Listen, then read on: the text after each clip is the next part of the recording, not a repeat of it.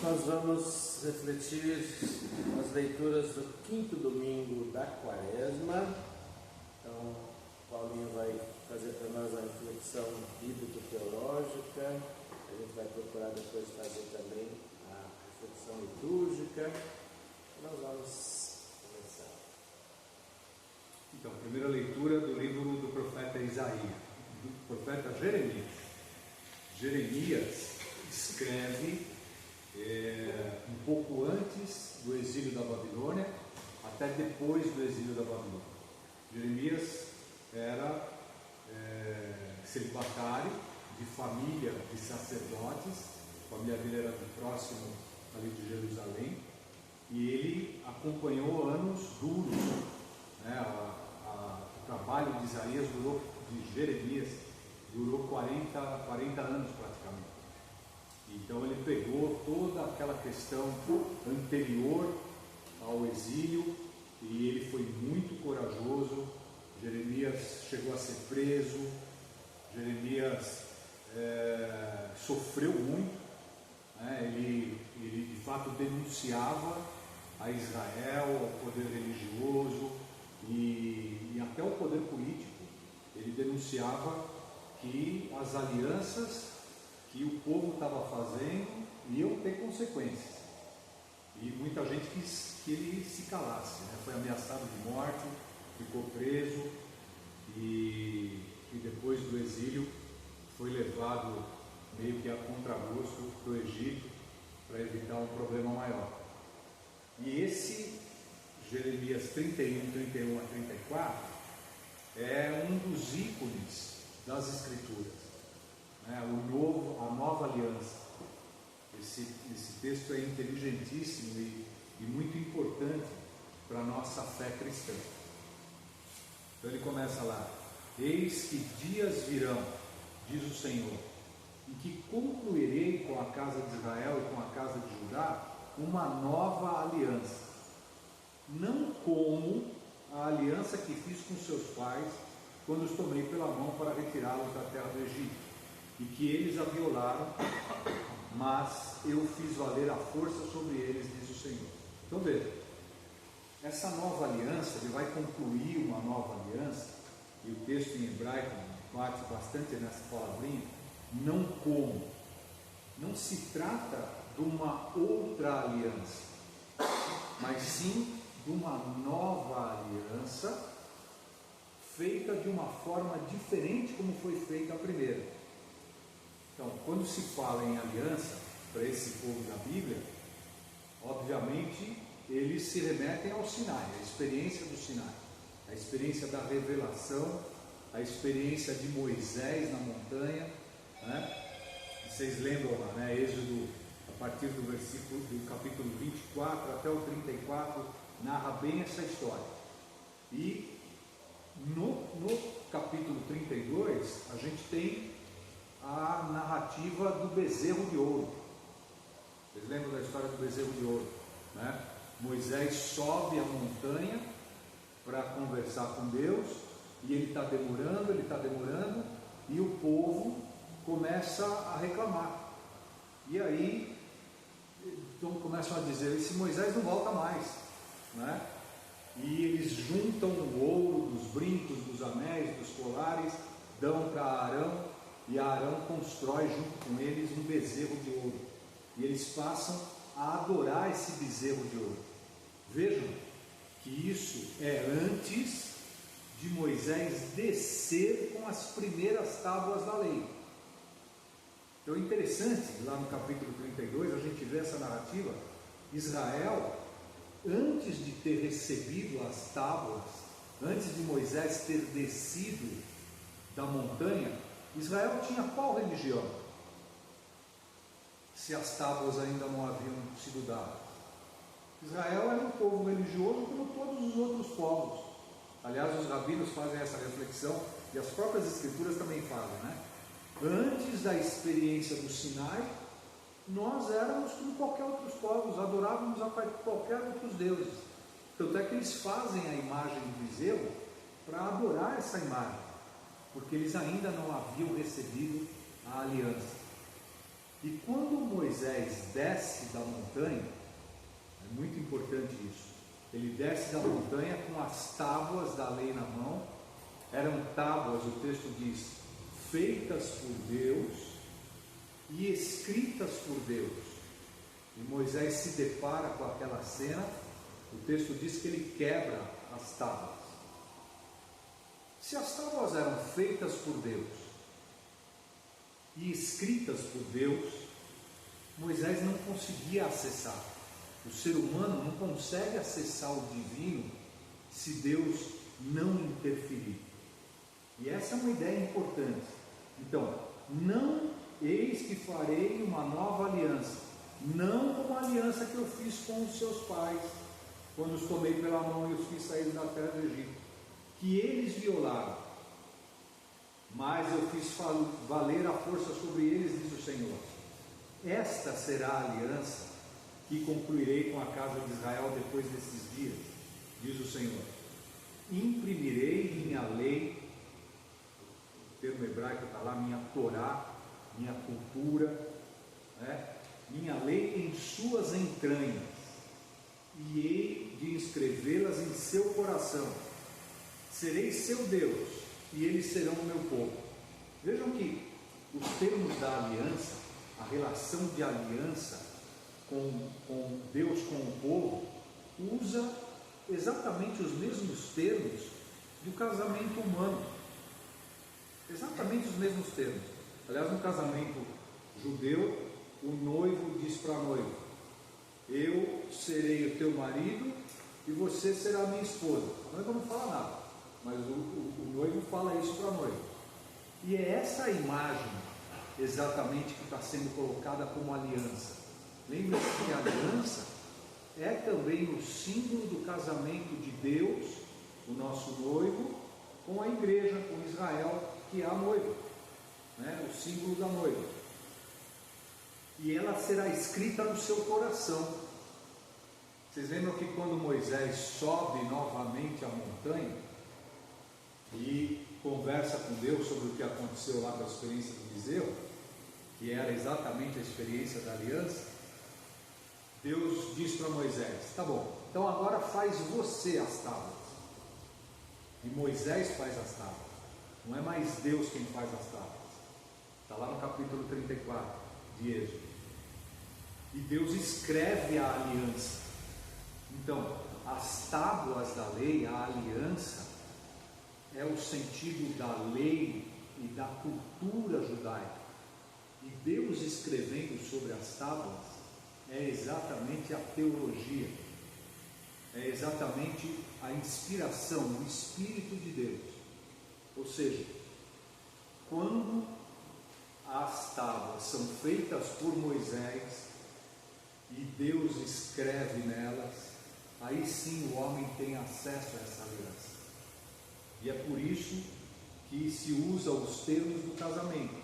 Não será mais necessário ensinar o seu próximo ou o seu irmão dizendo: conhece o Senhor.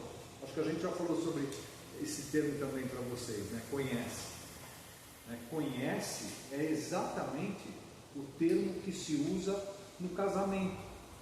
É o termo da relação sexual, exatamente, especificamente. E a gente encontra isso nas Escrituras, lá no capítulo 4 do livro do Gênesis. Diz que Adão conheceu a Eva e Eva concebeu. Depois Caim conhece sua mulher e a sua mulher dá à luz. Depois Adão conhece novamente, e o termo é conhece, e por isso ela fica grávida. O Novo Testamento usa exatamente esse símbolo na Anunciação, quando Maria pergunta para o anjo: mas como é que vai ser isso se eu não conheço homem algum? E a resposta do anjo, vocês lembram qual é? O Espírito de Deus virá sobre ti e uma sombra te cobrirá. O Espírito de Deus te cobrirá. Então é exatamente essa imagem, essa aliança que Deus passa a fazer através de Moisés, ele fazendo as tábuas. Essa aliança será escrita no coração. Quando ela é escrita no coração, a gente pode compreender. E aí Jeremias usa essa imagem maravilhosa de conhecer. Não será mais necessário ensinar o seu próximo, o seu irmão, dizendo: conhece o Senhor, porque todos me conhecerão, do menor ao maior deles, diz o Senhor. E qual é a consequência dessa nova aliança? Que não é outra, é apenas uma forma diferente da primeira, porque sim, essa é escrita no coração: perdoarei a sua maldade, perdoarei a sua culpa, e não mais me lembrarei do seu pecado. Maravilhosa. A leitura cristã, né, a nossa leitura desse texto, e o Novo Testamento usa esse texto. Depois, se vocês tiverem tempo, vale a pena, peguem lá a segunda carta de São Paulo aos Coríntios, capítulo 3. É uma reflexão exata desse texto de Jeremias.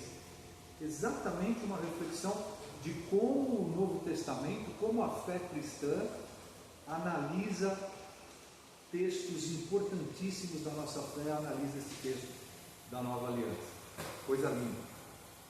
Ou seja, não se trata mais de uma aliança escrita na pedra, fria, vazia. Ela é escrita no coração. E o coração dos semitas, para nós ainda até hoje, né? A gente vê no coração o amor, mas também o ódio também vem no coração. É com o coração que a gente raciocina, né? O coração tem esse símbolo. Então é com o coração que nós somos capazes de perceber a teologia das Escrituras e transformar a nossa vida. Aí o salmo maravilhoso, né? Criar em mim um coração que seja puro. Olha o coração aí de novo. Esse salmo, as Escrituras dizem que faz uma referência a quando o profeta Natã foi visitar Davi, depois dele ter estado com Betsabé, né? Depois do pecado de Davi. E Davi, dizem que esse salmo é de Davi, né? Tem piedade, ó meu Deus, misericórdia. Na imensidão do vosso amor, purificai-me. Lavai-me todo inteiro do pecado e apagai completamente a minha culpa. Olha aí a primeira leitura, né? Apagar completamente a culpa, perdoar a maldade, perdoar o pecado, não mais lembrar do pecado. Criar em mim um coração que seja puro. Dai-me de novo um espírito decidido. Ó Senhor, não me afasteis de vossa face, nem retireis de mim o vosso espírito.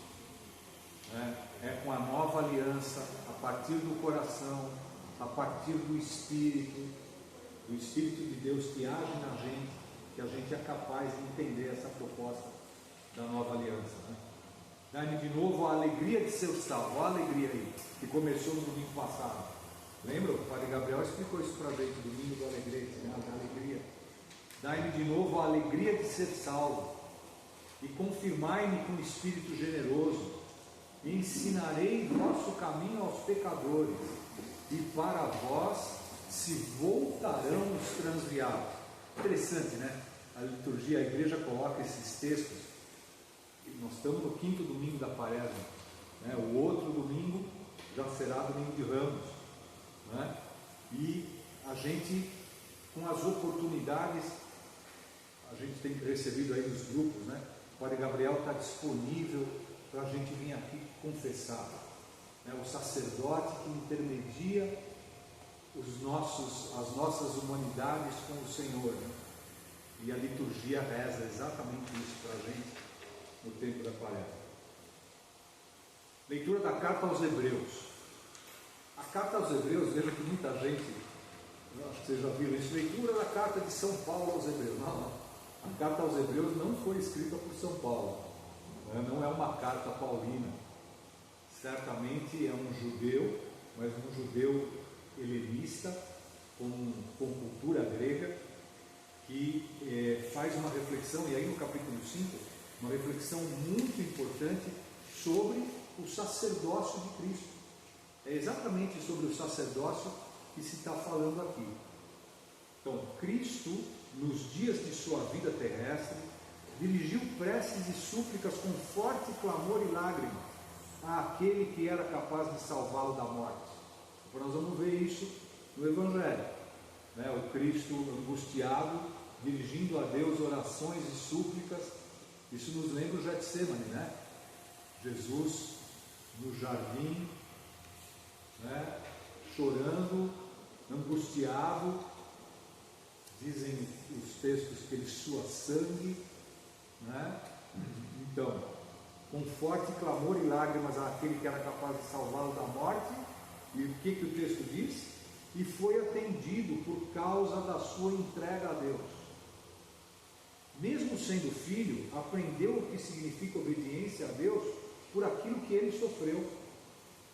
Mas na consumação de sua vida, tornou-se causa de salvação eterna para todos os que lhe obedecem, para todos os que acreditam. Obedecer no sentido de acreditar, de ter fé no Cristo morto e ressuscitado. Certamente um texto também escrito um pouco antes da destruição do segundo templo, né, por volta de 60, 65 ali. Muito interessante. Cristo, sacerdote, que intermedia, que intercede por nós, né, modelo de sacerdote definitivo. E o Evangelho, né, São João capítulo 12. Então, a gente também comentou no domingo passado, né? São João é o mais recente dos 4 evangelhos, provavelmente escrito entre os anos 80 e 90, 10 anos depois da destruição do segundo templo, né? Então ainda havia toda aquela dificuldade entre judeus e gentios de ouvirem a pregação cristã, de acreditarem na proposta dos cristãos, dos apóstolos, que apresentava a eles, obviamente, 50 anos, 40, 50, 60 anos depois da morte e ressurreição de Jesus, né? Uma reflexão profunda de fé. Então, naquele tempo, havia alguns gregos, vejam aí, entre os que tinham subido a Jerusalém para adorar durante a festa. As Escrituras mostram que os judeus devem subir a Jerusalém, todos nós devemos subir a Jerusalém, pelo menos 3 vezes durante o ano, durante 3 festas. A festa da Páscoa, e eles dizem isso aqui, né, para adorar durante a festa, que é a festa da Páscoa. Depois nós temos Shavuot, a festa das semanas, né, Pentecostes, né, são 50 dias Penta, e a festa das cabanas, Sukkot, a festa das cabanas. São essas 3 festas que todo judeu deve subir a Jerusalém, para pelo menos uma vez ao ano, né? E aproximaram-se de Filipe. Então quem que eram esses gregos? E por que eles falaram com Filipe, que era de Betsaida, da Galiléia, e disseram: Senhor, gostaríamos de ver Jesus? Filipe combinou com André. Vejam, os dois apóstolos que não têm nomes hebraicos, nomes judeus, têm nomes gregos, né? E por isso o texto, o Evangelho se apresenta, a reflexão do cristianismo se apresenta como alternativa, aqui provavelmente judeus prosélitos, mas também gentios, né? Judeus que tinham acabado de abraçar a fé no Cristo morto e ressuscitado, no cristianismo, mas os gentios que estavam se chegando, né? Então o Evangelho está dizendo, veja, agora é Filipe e André, são símbolos, né? São ícones daquilo que sai dos judeus, que sai do judaísmo, né? E eles disseram: Senhor, gostaríamos de ver Jesus. Vejam que São Lucas apresenta também uma frase muito semelhante. Vocês lembram de Zaqueu, que ele queria ver quem é Jesus? Não só ele queria ver Jesus, mas ele queria ver quem é Jesus. E o texto diz que Zaqueu subiu aonde? Numa árvore. Zaqueu sobe na árvore para conseguir enxergar quem é Jesus. A árvore, o madeiro, né? Que a gente já vai ver que ele é elevado no madeiro, né? E é aí que Zaqueu percebe quem é Jesus.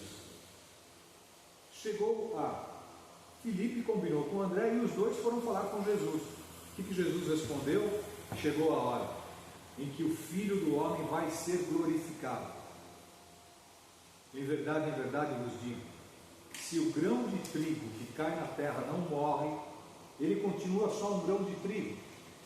Mas se morre, então produz muito fruto. Olha o símbolo da morte produzindo fruto. O símbolo daquilo que morre, mas continua vivo. Não é?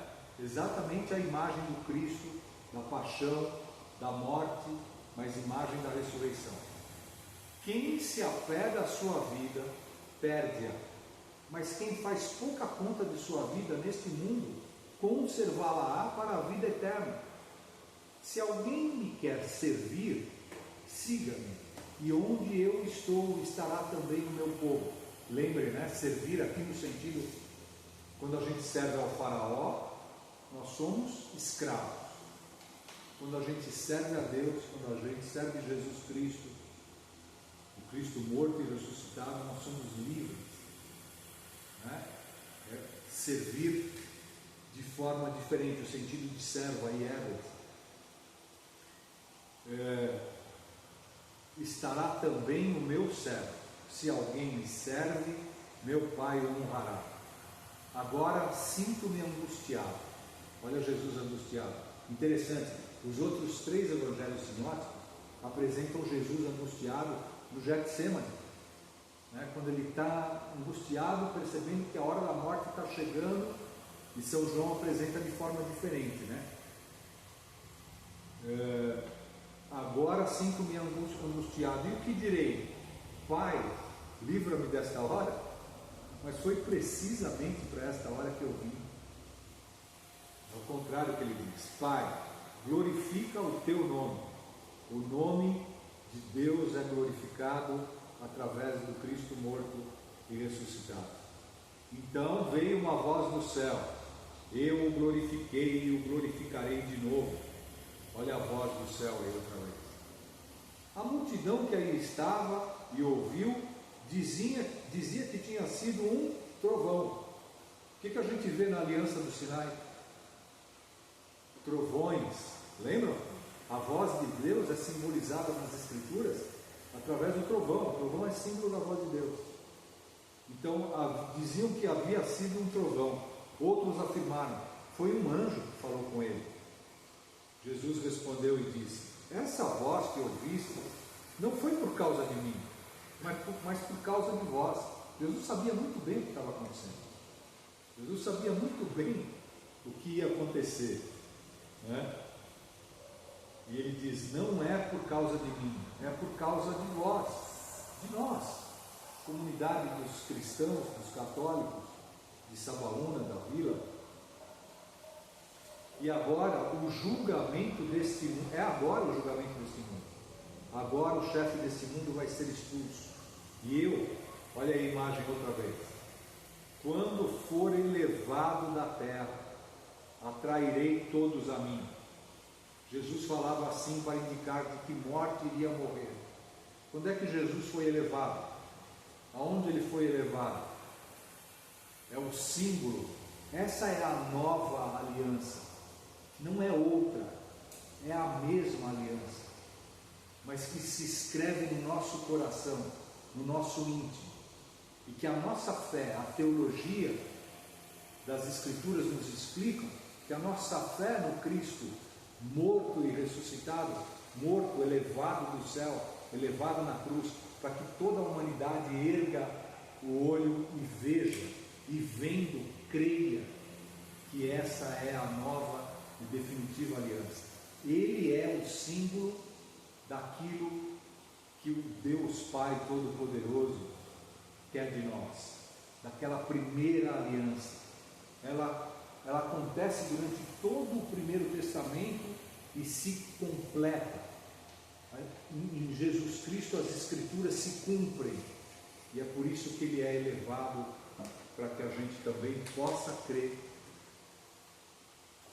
e que ele atraia todos nós aí, através da morte e ressurreição. Vamos pensar, vamos refletir sobre isso? Muito bem.